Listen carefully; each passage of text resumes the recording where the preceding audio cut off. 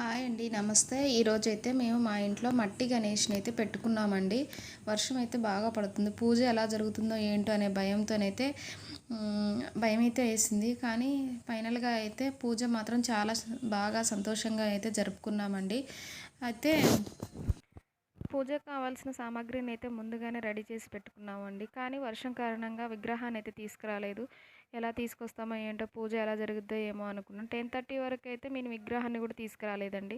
కొంచెం వర్షం తగ్గిన తర్వాత మా హస్బెండ్ అయితే విగ్రహాన్ని తీసుకురావడానికి వెళ్ళారు. ఫైనల్గా అయితే ఎకో ఫ్రెండ్లీ కారణంగా మట్టి విగ్రహాన్ని అయితే తీసుకొని వచ్చేసామండి. దానికి కావలసిన పత్రిని, పండ్లు, ఆకులు, ఒక్కలు, పండ్లు అన్నీ తీసేసుకొని వచ్చామండి. ఇక మాకైతే ఎలాంటి మంత్రాలు అయితే రావండి. మేము అయితే టీవీలోనే పూజా విధానం పెట్టుకొని పూజ అయితే చేసుకున్నామండి. పూజకు కావాల్సిన సామాగ్రిని అంతా ముందే రెడీ చేసి పెట్టుకున్నాం కాబట్టి ఇంకా వచ్చేసి ప్రసాదాలు పులిహార, పాయసం, వడ వడపప్పు, ఉండ్రాళ్ళు అయితే చేసామండి. పండ్లతో 5 రకాలుగా ప్రసాదాలు అయితే పెట్టేసుకున్నాము. మేమైతే టీవీలోనే పూజా కార్యక్రమాన్ని పెట్టుకొని మొత్తం పూజా విధానాన్ని మొత్తం టీవీలో చూసి పూజ అయితే బాగా చేసుకున్నామండి. ఫైనల్గా అయితే పూజ చాలా సంతోషంగా అయితే చేసుకున్నాము. మేమైతే ఎప్పుడు పాలవెల్లి కట్టలేదండి. ఎప్పుడు పూజ చేసుకున్నా మేము మామూలుగా పూజ చేసుకుంటాము, అంతేకాని పాలవెల్లి కట్టలేదండి. పాలవెల్లి కట్టడం అనేది ఆనవాయితీ ప్రకారం కట్టుకుంటారు. మాకు అలాంటిది ఏమీ లేదండి. అట్లా ఉన్నట్టయితే సేమ్ మేము కూడా పాలవెల్లి కట్టి చేసుకునేవాళ్ళం.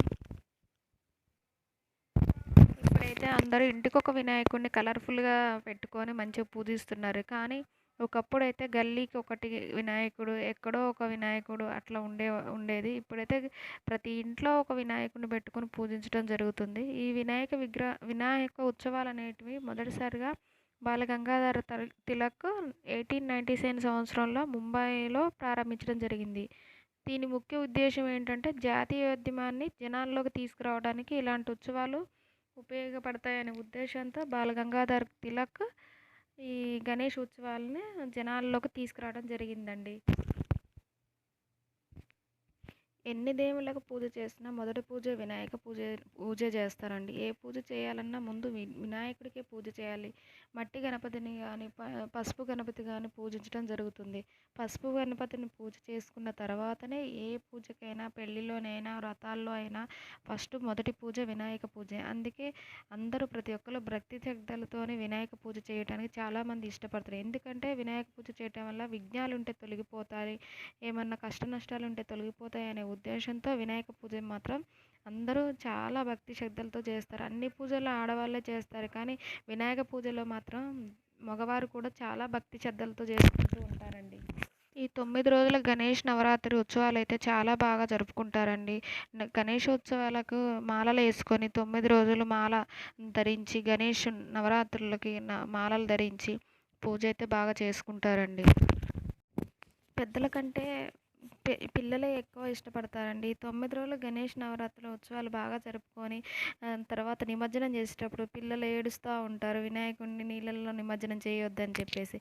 ఆ విధంగా 9 రోజులు ఎడిట్ అయ్యి ఉంటారండి. పిల్లలు, పెద్దలు ప్రతి ఒక్కరూ వినాయక పూజ అంటే చాలా ఇష్టంతో, భక్తితో, శ్రద్ధలతో జరుపుకుంటూ ఉంటారు.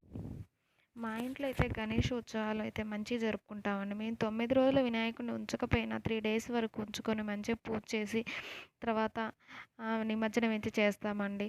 మా ఇంట్లో అయితే పూజ విధానం ఇలా చేసుకొని లాస్ట్కి అయితే మా హస్బెండ్ అయితే కొబ్బరికాయ కొట్టి మా ఇంట్లో పూజా కార్యక్రమాన్ని ముగించుకున్నామండి. మీ ఇంట్లో మీరు ఏ విధంగా పూజ చేశారనేది మాకు కామెంట్లో చెప్పండి. లైక్ చేయండి. మా ఛానల్ మీకు నచ్చినట్టయితే లైక్ చేయండి, కామెంట్ చేయండి, సబ్స్క్రైబ్ చేయండి. థ్యాంక్ యూ అండి.